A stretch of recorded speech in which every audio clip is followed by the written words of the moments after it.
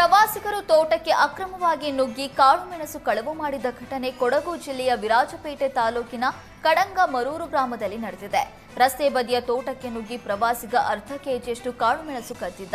ಅಚಾನಕ್ಕಾಗಿ ಬಂದ ತೋಟದ ಮಾಲೀಕನ ಕೈಗೆ ಸಿಕ್ಕಿಬಿದ್ದು ಪ್ರವಾಸಿಗ ಕ್ಷಮೆಯಾಚಿಸಿದ್ದಾನೆ.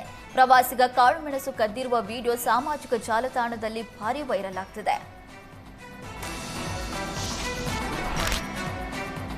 ಕೂಡ ಆಯುಕ್ತರಿಗೆ ಕರವೇ ಕಾರ್ಯಕರ್ತರು ಮಸಿ ಬಳಿದ ಸಂಬಂಧ ಕಲಬುರಗಿಯ ಸ್ಟೇಷನ್ ಬಜಾರ್ ಪೊಲೀಸ್ ಠಾಣೆಯಲ್ಲಿ ಎಫ್ಐಆರ್ ದಾಖಲಾಗಿದೆ. ನೂತನ ತರಕಾರಿ ಮಾರುಕಟ್ಟೆಗೆ ಅಳವಡಿಸಿದ್ದ ಕನ್ನಡ ನಾಮಫಲಕ ತೆರವು ಖಂಡಿಸಿ ಕರವೇ ನಾರಾಯಣಗೌಡ ಬಣದ ಕಾರ್ಯಕರ್ತರು ಕಲಬುರಗಿ ನಗರಾಭಿವೃದ್ಧಿ ಪ್ರಾಧಿಕಾರದ ಆಯುಕ್ತ ಜಿಎಸ್ ಮಾಳಗಿ ಮಸಿ ಬಳಿದಿದ್ರು. ಮಸಿ ಬಳಿದ ಪ್ರಕರಣಕ್ಕೆ ಸಂಬಂಧಪಟ್ಟಂತೆ ಆಯುಕ್ತ ಜಿಎಸ್ ಮಾಳಗಿ ದೂರಿನ ಅನ್ವಯ ಎಫ್ಐಆರ್ ದಾಖಲಿಸಿ 11 ಮಂದಿ ಕರವೇ ಕಾರ್ಯಕರ್ತರನ್ನ ಬಂಧನ ಮಾಡಲಾಗಿದೆ. ವಿಜಯನಗರ ಜಿಲ್ಲೆಯ ಕೂಡ್ಲಿಗಿ ತಾಲೂಕಿನ ಕೆಂಚಮಲ್ಲನಹಳ್ಳಿ ಗ್ರಾಮದ ಪಾರ್ವತಿ ಎಂಬುವರು ಗೃಹಲಕ್ಷ್ಮಿ ಯೋಜನೆಯಿಂದ ಬಂದ ಹಣದಲ್ಲಿ ಮನೆ ಬಾಗಿಲಿಗೆ ಸಿಎಂ ಸಿದ್ದರಾಮಯ್ಯ ಭಾವಚಿತ್ರ ಕೆತ್ತಿಸಿ ಕೃತಜ್ಞತೆ ಸಲ್ಲಿಸಿದ್ದಾರೆ. ಸಿದ್ದರಾಮಯ್ಯ ನಿಂತಿರುವ ಭಾವಚಿತ್ರ ಕೆತ್ತಿಸಿರುವ ಪಾರ್ವತಿ ಮನೆ ಬಾಗಿಲಿನ ಮೇಲೆ ಸನ್ಮಾನ್ಯ ಮುಖ್ಯಮಂತ್ರಿ ಸಿದ್ದರಾಮಯ್ಯ ಗೃಹಲಕ್ಷ್ಮಿ ಯೋಜನೆ ಅಂತ ಬರೆಸಿದ್ದಾರೆ. ಸದ್ಯ ಪಾರ್ವತಿ ಮನೆ ಬಾಗಿಲಿನ ದೃಶ್ಯ ಸಾಮಾಜಿಕ ಜಾಲತಾಣದಲ್ಲಿ ಭಾರೀ ವೈರಲ್ ಆಗ್ತಿದೆ. ಸಿದ್ದರಾಮಯ್ಯ ಭಾವಚಿತ್ರವಿರುವ ಮುಖ್ಯದ್ವಾರ ವೀಕ್ಷಣೆಗೆ ಅಕ್ಕಪಕ್ಕದ ಗ್ರಾಮಸ್ಥರು ಆಗಮಿಸ್ತಾ ಇದ್ದಾರೆ. ಮತ್ತೂರು ಗಣೇಶ ಮೆರವಣಿಗೆ ವೇಳೆ ಕಲ್ಲು ತೂರಾಟ ಪ್ರಕರಣ ಖಂಡಿಸಿ ಇಂದು ಮಂಡ್ಯಕ್ಕೆ ಶ್ರೀರಾಮಸೇನೆ ಮುಖ್ಯಸ್ಥ ಪ್ರಮೋದ್ ಮುತಾಲಿಕ್ ಭೇಟಿ ನೀಡಲು ಮುಂದಾಗಿದ್ರು. ಆದರೆ ಪ್ರಮೋದ್ ಮುತಾಲಿಕ್ ಮಂಡ್ಯ ಪ್ರವೇಶಕ್ಕೆ ನಿರ್ಬಂಧ ಹೇರಿದ್ದ ಹಿನ್ನೆಲೆಯಲ್ಲಿ ಮತ್ತೂರಿನ ನಿಡಘಟ್ಟ ಬಳಿ ಪೊಲೀಸರು ಮುತಾಲಿಕ್ ಕಾರು ತಡೆ ಹಿಡಿದು ವಾಪಸ್ ಹೋಗುವಂತೆ ಹೇಳಿದ್ರು. ಈ ವೇಳೆ ಪೊಲೀಸರು ಹಾಗೂ ಶ್ರೀರಾಮಸೇನೆ ಕಾರ್ಯಕರ್ತರ ನಡುವೆ ವಾಗ್ವಾದ ನಡೆಯಿತು.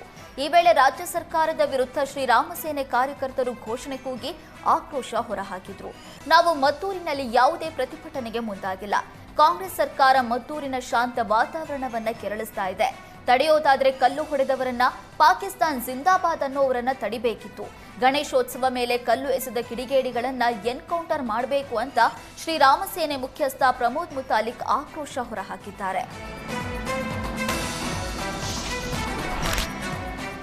ಆಳಂದ ಕ್ಷೇತ್ರದಲ್ಲಿ ಮತಕಳ್ಳತನ ಮಾಡೋದಕ್ಕೆ ಯತ್ನ ನಡೆದಿದೆ ಎಂಬ ರಾಹುಲ್ ಗಾಂಧಿ ಆರೋಪಕ್ಕೆ ರಾಜ್ಯ ಚುನಾವಣಾ ಆಯೋಗ ಸ್ಪಷ್ಟನೆ ನೀಡಿದೆ.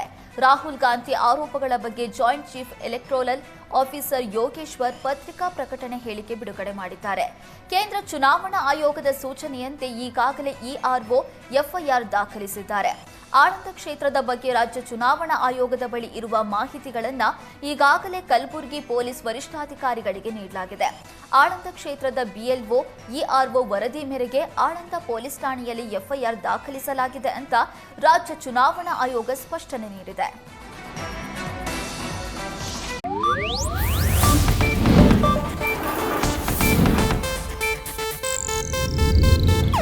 ಇದು ಏಷ್ಯಾನೆಟ್ ನ್ಯೂಸ್ ನೆಟ್ವರ್ಕ್ ಪ್ರಸ್ತುತಿ.